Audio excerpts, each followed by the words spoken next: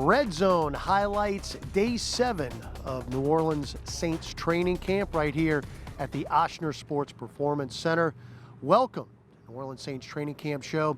I'm Todd Graffagnini along with John DeShazier. Well, JD, you go back to last year and obviously it was a bitter way to end the season with the loss in the NFC Championship game.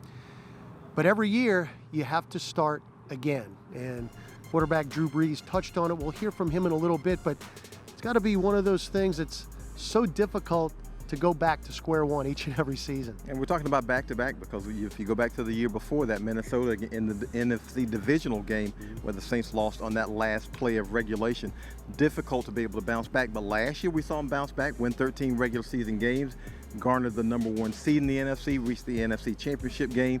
So we're hoping for a similar bounce back this year.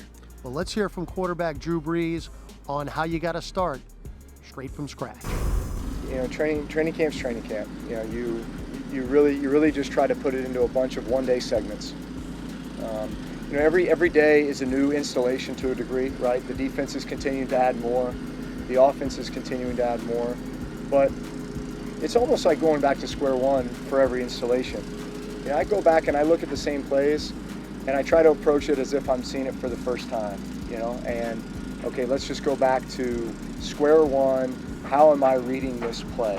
And what if this happens? Well, then, you know, it changes the mindset a little bit. So you go back and literally start from scratch with just about everything, and just kind of rebuild the foundation by which, you know, we're going to continue to evolve and add as the year goes on, just like we always do.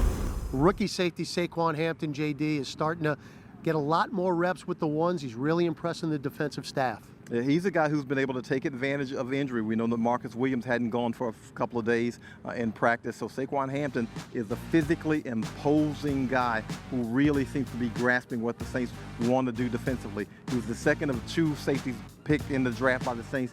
He comes out of Rutgers, and so I don't know if there were high expectations of him, but he's been very, very impressive from what we've seen so far. He's not afraid of contact either. Let's hear from rookie safety Saquan Hampton. It's definitely been a good experience working with these guys. They've been here a couple of years. They have a lot of experience. They're helping me out each and every day, getting my assignment straight and making sure I'm good mentally. What's the biggest learning process for you? Just the playbook, just making sure as a safety, you got to make sure you're running the defense. You got to make all the checks and calls. You got to be able to get the defense set. So as a younger guy, I'm just learning from the older guys and watching how they do it, and it's helping me out a lot. What's your self-evaluation? I feel as if I'm getting better each and every day. That's my ultimate goal, to keep improving, being coachable, and the things that we learn in the meeting room, just taking it to the field.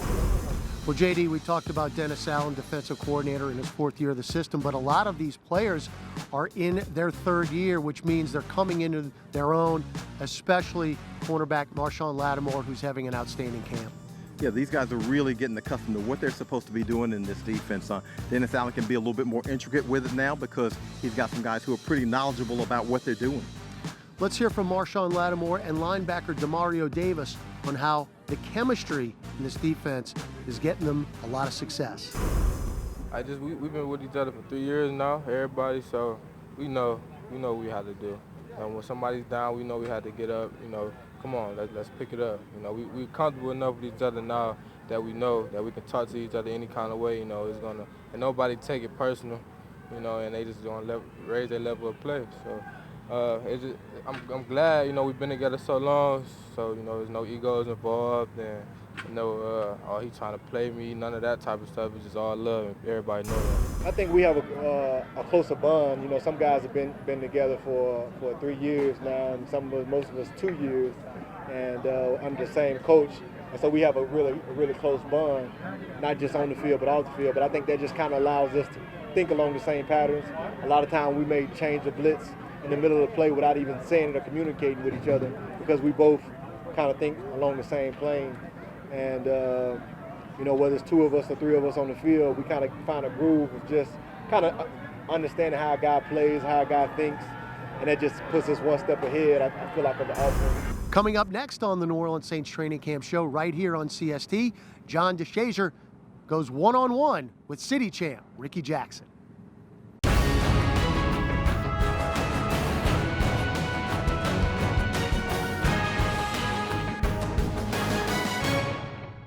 Well, welcome back to the New Orleans Saints Training Camp Report here on CST, and we are here with NFL Hall of Famer, Saints Ring of Honor inductee, Saints Hall of Famer.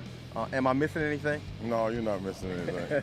This is Rickey Jackson, incomparable city champ, as we affectionately call him. And champ, you're out here at training camp.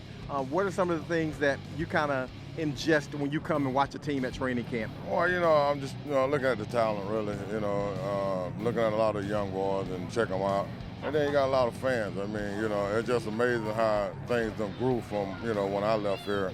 There's a whole new ball game now.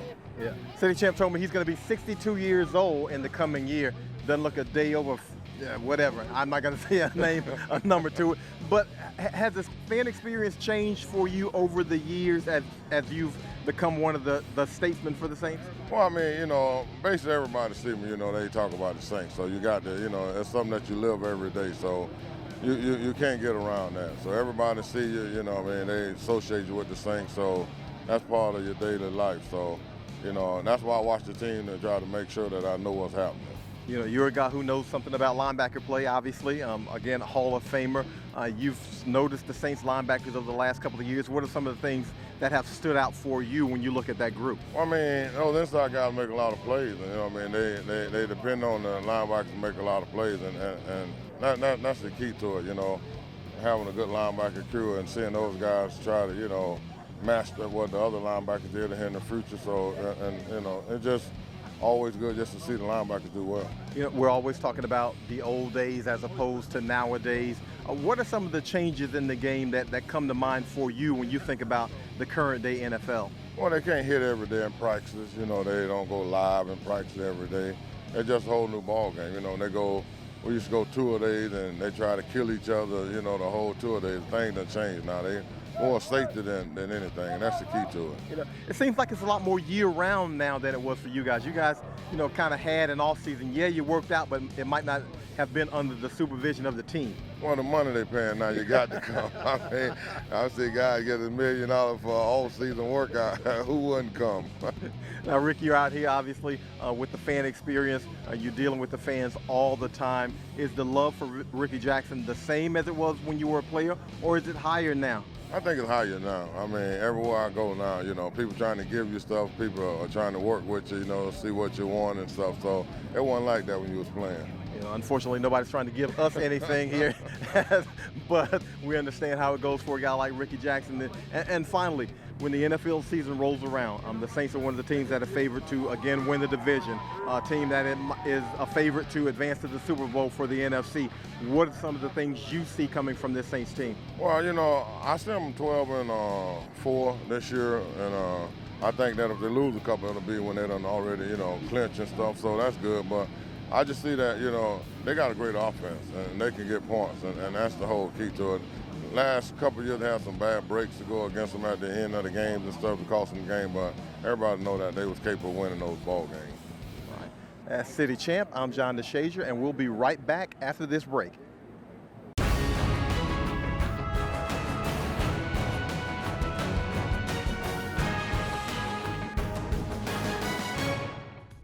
Final segment of the New Orleans Saints Training Camp show right here on CST. That's John DeShazier. I'm Todd Graffagnini. JD, first time in camp, we see the Saints go red zone. And of course, it's very important, not only offensively, but defensively. Both sides have to get work in that area. Well, the good thing about red zone, Graf, is you get the offensive and defensive linemen out there and they get a little bit more contact. There aren't a lot of live tackling drills in training camp, and that really wasn't a live tackling drill, and yet it was more contact than we've seen in many of these practices so far. But you've got to get those guys accustomed to imposing their will on one another, whether it be offensively or defensively along those lines, and those are the things that begin to bring that cohesion together. You get your lines together on both sides, and you want to have some dominant lines as the season progresses. Let's hear from head coach Sean Payton on today's red zone work. Well, there's just like an ongoing teaching progression, and that's part of the installation. Obviously, you're trying to get not all, but most of your installation done prior to beginning to play games, and it changes when you're in that area of the field. It's an area that you can give up yards, but if you're pretty efficient down there defensively and forcing teams to kick field goals, and that can be pretty significant. And obviously, offensively, you're trying to score touchdowns. So today was our first day getting in and getting into that, section of the field. Well, JD, I also thought today significantly we saw out on the practice field, though, not working in team, was running back Latavius Murray and safety Marcus Williams. I thought it was significant in the sense that we haven't seen those guys out there even in pads in the beginning of the week. It's a good sign that they're out there now. Yeah, they've been a little nicked up, and obviously you want to get them back on the field. Marcus Williams knows this defense as a safety, so he's accustomed to what the Saints want tempo-wise and what they're doing play-wise. However, Latavius Murray has not been in this system offensively for a while. I mean, he hadn't been in this system, so, you need to get him back out on the field. They were out there to do a little light work on the side, and that tells you that they're getting pretty close to returning. All right, JD, good stuff. We want to remind everybody that the rest of training camp practices are sold out here in Metairie. So if you don't have tickets, the last chance you could see the Saints practice is Sunday night at the Fan Fest, Tulane's Ullman Stadium from 7 to 9 o'clock. We hope we see you there. That's John DeShazier. I'm Todd Graffagnini. Thanks for joining us for the New Orleans Saints Training Camp Show right here on CST. We'll see you tomorrow.